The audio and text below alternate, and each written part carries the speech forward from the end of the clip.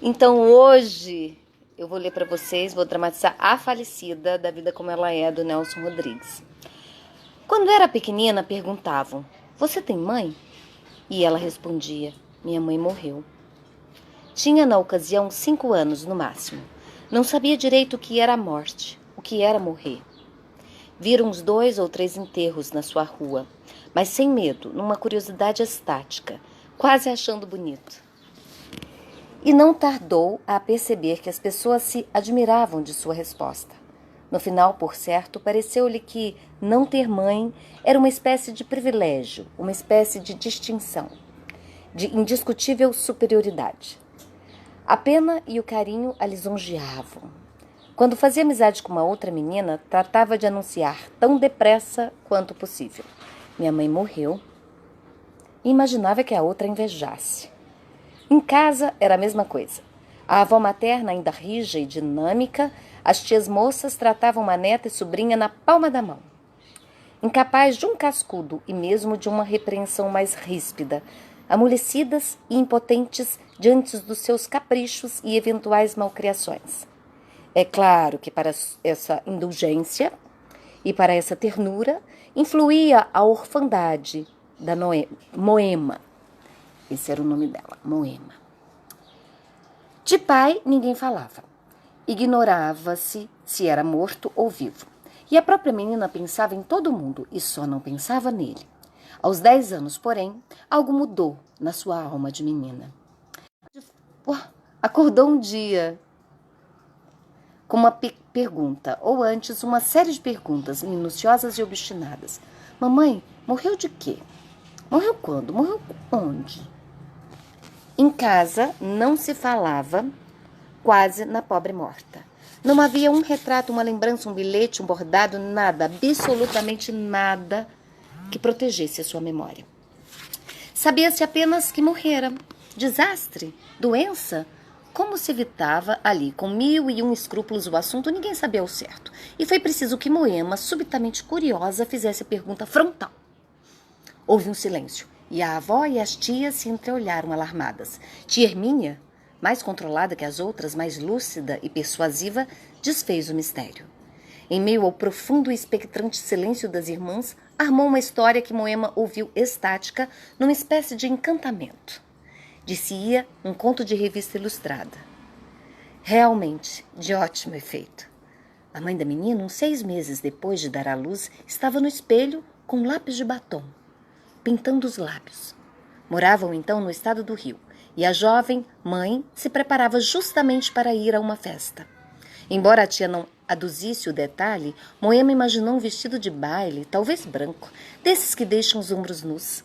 E assim, diante do espelho, retocando a pintura dos lábios, ela tivera então um colapso. Morrera sem agonia e sem dor, sem saber que morria. E tia Hermínia, que andava sempre de preto, como num luto obstinado, acrescentou a comparação por conta própria. Morreu como um passarinho. Moema ficou enamorada dessa morte, diante de um espelho, com um lápis de batom entre 2 dedos. Sem dizer nada a ninguém, o fato é que desejou para si mesma uma morte assim. Sua curiosidade, porém, estava saciada e ela pôde abandonar-se à própria vida. Uma vez por outra voltava acidentalmente ao assunto materno. Por exemplo, uma coisa que sempre interessava, saber se a mãe era bonita. Admitiam, era. Parecida comigo? Mais ou menos. Moema suspirava. Ai, eu queria ser igualzinha. Mas o tempo passava e ela fez 12, 13, 14, 15 anos. Aos 15 anos era o que se chama uma moça bonita, cheia de corpo que aparentava ter muito mais idade. Os homens se viravam na rua para vê-la passar. O interesse masculino que sentia em torno de si, que a perseguia, a deslumbrava. Gostava de ser vista, olhada, admirada. A avó, preocupada, repreendia. Modos, modos. E ela, perfumando as mãos, os braços e até pingando uma gota de extrato na ponta de cada orelha, fazia o comentário. Ih, vó, a senhora é tão atrasada. Não, não era atraso, não. Atrás dos cuidados e pavores da velha senhora havia algo mais. Havia um sentimento, ou por outra, um pressentimento. que a ralava por dentro, que a impedia de dormir direito. Falando às filhas, dizia, baixando a voz, parecidíssima com a mãe, até assusta. Havia um detalhe, sobretudo, que impressionava a família.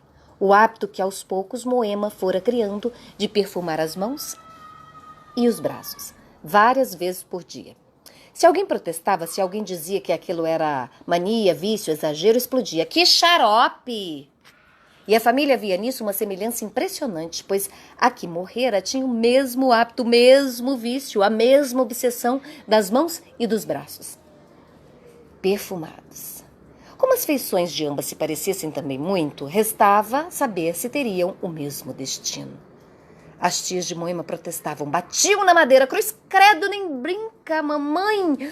Ai, olha que dá peso. A velha senhora, que já andava com pressão baixa, diabética, o diabo gemia. Ai, se ela arranjasse um casamento, um bom casamento. Diga-se entre parênteses que Moema era o que se chama uma moça direita, uma menina de família. Na rua onde morava existiam outras, muito mais levadas, e de uma delas dizia-se até que fora visto na Avenida Niemeyer, com um homem casado, pai de filhos. Já Moema, embora gostando de se sentir bonita e olhada por tudo quanto é homem, tinha seus limites. Se um pretendente se animava muito, ela traduzia esses limites em gíria. Stop! O que há?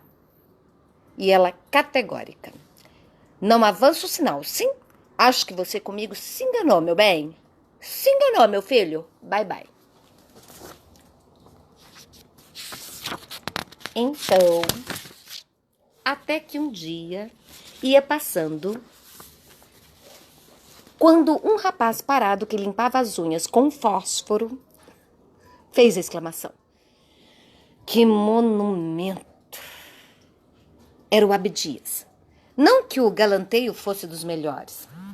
Não, podia ser bem mais fino, bem mais discreto, mas a menina, segundo diria mais tarde, fez fé com a cara. Olhou, sorriu e antes de entrar em casa teve uma iniciativa que surpreendeu inclusive ela mesma. Fez adeuzinho com os dedos. De noite no café expandia-se. Hoje vi uma pequena, mas que pequena. Boa? De fechar o comércio. E me deu bola, rapaz, que eu fiquei besta. Talvez a falecida mãe de Moema velasse pela menina do alto. O fato é que desde o princípio ela teve muita sorte com o Abdias. Houve os primeiros encontros. E no fim de uma semana a paixão era recíproca e feroz. 15 dias depois, ele apareceu muito sério, nervoso e pouco comunicativo. Moema teve que estranhar. Você tem alguma coisa? Tem sim, senhor. Não adianta negar que eu te conheço. É bobagem, meu filho, vai falando. Então ele confessou que era noivo. Noivo? Confirmou. Sim, noivo. E acrescentou. Mas não faz mal. Eu vou desmanchar tudo, porque eu gosto de você. E tá acabado. Justiça se lhe faça. Abdias foi de uma correção exemplar, e a família de Moema ficou radiante. O rapaz era de muito boa família, ganhava bem, desmanchara com a outra e fez o pedido oficial. E uma noite já noivos, Moema, comovida, contou que a mãe morrera diante do espelho, de vestido de baile. Abdias também achou muito doce, muito bonita essa morte, quase imperceptível. E nunca houve no mundo uma concordância tão completa e deliciosa de duas almas e de dois destinos. Foi então que, por acaso, encontrou uma gaveta qualquer de casa, uma revista antiga. Lá estava um conto muito bonito e a heroína, vestida para o baile, morria diante do espelho quando pintava os lábios. Mas era o fim igualzinho ao de sua mãe. Teve a desconfiança primeira, mas dias depois recebe a carta anônima. Sua mãe não morrera. Coisa nenhuma. Abandonara o marido para fazer uma vida de devassidão, de orgia, etc, etc. Se duvida, vá à rua tal, número tal, no estado do Rio e procura Iracema. Moema estava na semana do casamento, mas não teve a menor dúvida. Sem dizer nada, a ninguém, foi na rua e número indicados. Bateu. E uma velha gorda de sotaque, que a fez entrar, deu o roteiro, última porta. Entrou no quarto de Iracema. A outra estava diante do espelho, perfumando os braços e as mãos com água de colônia. Disse-ia a própria Moema. O mesmo nariz, a mesma boca, o mesmo corpo. Só os cabelos é que eram oxigenados. Sem virar pelo espelho, reconheceu a filha. Teve um desabafo de saturação. Mais dinheiro? Já sei. Vocês não me dão uma folga. Puxa vida! Esse mês já me levaram um dinheirão. Ergueu-se e veio apanhar umas cédulas debaixo do travesseiro. Moema pôde vê-la então de corpo inteiro.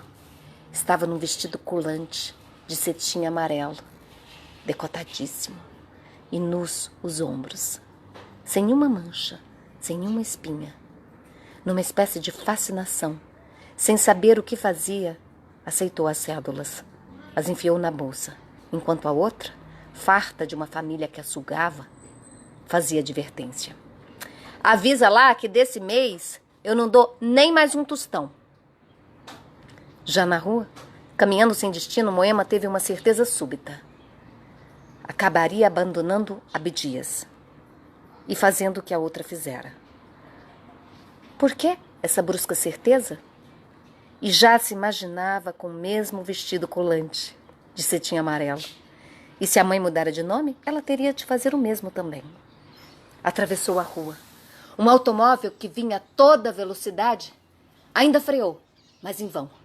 Ela foi colhida em cheio, arremessada longe. Morreu ali mesmo.